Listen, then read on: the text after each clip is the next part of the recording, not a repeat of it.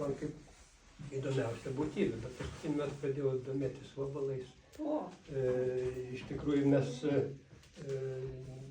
tiesiog jų labai nepažįstam, bet augalijos, gyvūnijos ir visų tų mikro gyvybėlių gyvenimo mes nepažįstam ir ko gero ten yra labai subtilus ir daug galėtume pasisemti išminties iš būtent tos pasaulio dalies, bet visas dėmesys susikoncentruoja daugiau į žmones.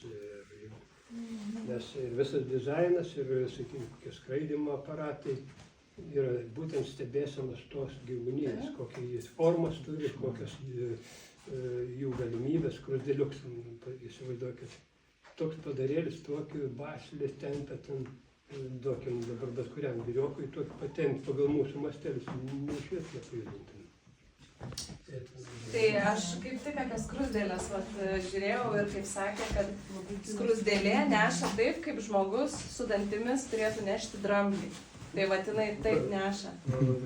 Ir ten jo, tikrai apie skruzdėlės, kaip tik sekmadienį Čepulio laidoj rodė, ir ten iš tikrųjų kaip jie gyvena, koks yra gyvenimas, hierarchija, tai mum pasimokyti iš skruzdėlių. Jeigu mes jau suprastumėm jų būtent tas mažasias civilizacijos grupės, tai turbūt išmintingesnė daug stipriau būtumėm, bet kol kas, sakau, visas dėmesys tikrai mus pačius, kaip geriau gyventi, kaip pralopti, o iš tikrųjų turbūt ten lopti darbininkų ir